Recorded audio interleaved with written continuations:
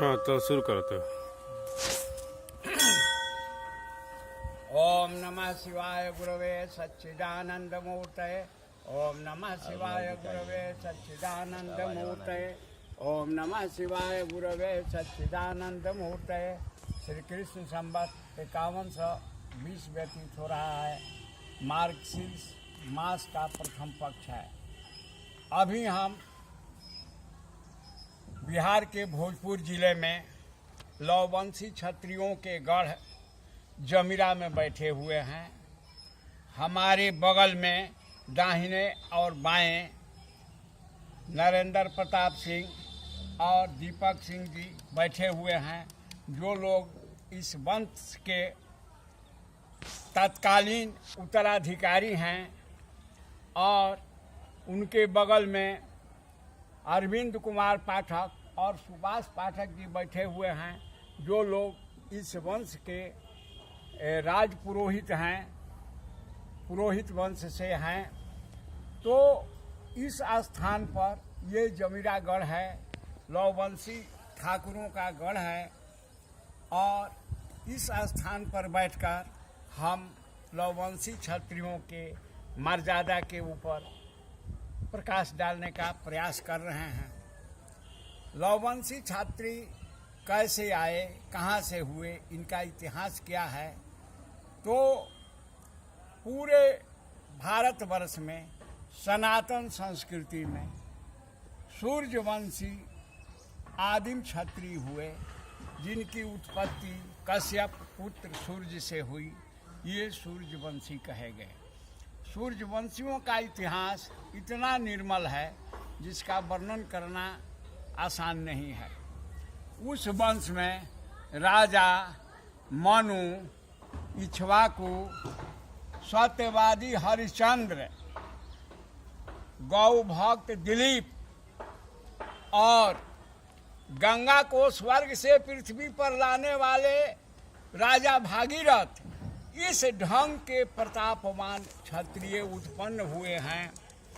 सतयुग और त्रेता युग में इनकी सत्ता रही है। इनकी राजधानी अयोध्या रही थी।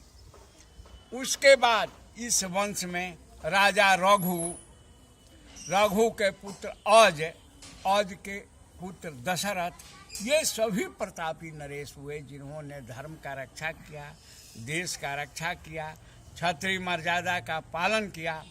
उसी दशरथ के 4 पुत्रों में राम, भरत, लक्ष्मण और शत्रुघ्न। राम राजा हुए, जिन्हें भगवान विष्णु का अवतार माना जाता है और भारतीय संस्कृति का प्रतीक माना जाता है। उन्होंने राम राज्य को स्थापित किया, जो हर तरह से खुशहाल था। उसमें प्रजा को कोई कष्ट नहीं था। जब भी भारतीय संस्कृति की चर्चा होती है तो उसमें राम राज का वर्णन अवश्य आता है। ये है सूर्यवंशी राजाओं का इतिहास। और उसी राम के 2 पुत्र हुए, कुश और लव। अंतिम जीवन के अंतिम समय में राजा रामचंद्र ने अपने बेटों और भतीजों का हिस्सा बांट दिया। तो सबको अपना अपना हिस्सा मिला। कुश के वंशज जो हैं चित्तौड़ में, और लव के वंशज लाहौर में रहे। यह परंपरा कालांतर तक चलती रही। वहाँ से समय बदलने के बाद भौगोलिक जलवायु परिवर्तन के चलते, सामाजिक परिवेश के चलते मानव को इधर से उधर जाना पड़ता है। तो वहाँ से ये सूर्यवंशी क्षत्रिय, जो राजा लव के वंशज थे,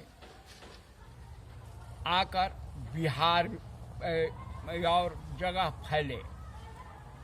जिस समय महाराणा प्रताप जी थे राजस्थान में, युद्ध में हारने के बाद उन्हें वनवास में शरण लेना पड़ा। और वनवास में उन्होंने इन्हीं लौवंशी क्षत्रियों के सेना का संगठन किया।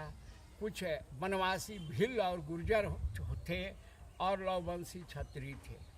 पुनः युद्ध हुआ तो राणा प्रताप जी ने इस वंश के वीरता को देखते हुए इन्हें लौह स्तंभ का संज्ञा दिया कि युद्ध में जहाँ ये लोग खड़ा होते हैं वो थोड़ा सा भी पीछे नहीं हटते हैं, अडिग रहते हैं, अपने धर्म और मर्यादा का निर्वाह करते हैं। तो इस वीरतापूर्ण कार्य को देखते हुए उन्होंने लौह स्तंभ का संज्ञा दिया।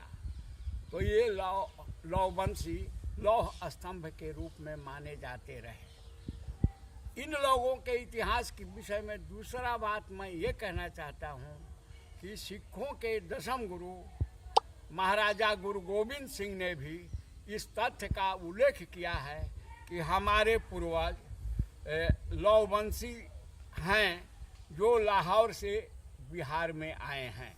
इस बात का उल्लेख महाराजा गुरु गोविंद सिंह ने किया है। लोहागढ़ से और वहाँ राजस्थान से लोहागढ़ से ये लोग आए। तो ये सारा लौवंशियों का पवित्र इतिहास है। इन लौवंशियों की नगरी यहाँ जमीरा है। जमीरा में ये लोग बसे। यह उत्तम वंश है, खानदान है। इस वंश में बड़े बड़े धर्मनिष्ठ लोग हुए। चौधरी केसरी सहाय सिंह जी, उनके पुत्र भगवत शरण सिंह जी और उनके पुत्र राधा मोहन सिंह जी, जिनके दोस्त राष्ट्रपिता महात्मा गांधी थे, उन्होंने इस मंदिर पर का शिलान्यास किया। जो शिलापट यहाँ उपलब्ध है, यह पवित्रतम इस वंश का इतिहास है और यह इनकी राजधानी जमीरा है। इस गढ़ में चौधरी भगवत शरण सिंह जी के बनाए हुए मंदिर पर बैठकर इन लौवंशी क्षत्रियों के इतिहास के ऊपर हम अपना मंतव्य दे रहे हैं। इनका पवित्र इतिहास है। हाँ, एक बात जरूर याद रखना चाहिए, ये लौवंशी जो हैं ये सूर्य के वंशावली में हैं और इनकी आदिम राजधानी अयोध्या है। तो जीवन में एक बार भी कम से कम अपने पूर्वजों के राजधानी अयोध्या का दर्शन अवश्य करना चाहिए। राम इनके आदि पूर्वजों में आते हैं। यह जो है लौवंशी ठाकुरों का इतिहास है, यह उनका गढ़ है। उस स्थान पर बैठे हुए मैं इस बात को प्रकाशित करने का प्रयास कर रहा हूँ। आज इतना ही। शिवोहम भैरवोहम गुरुपद रतोहम, शिवोहम भैरवोहम गुरुपद रतोहम, शिवोहम भैरवोहम गुरुपद रतोहम।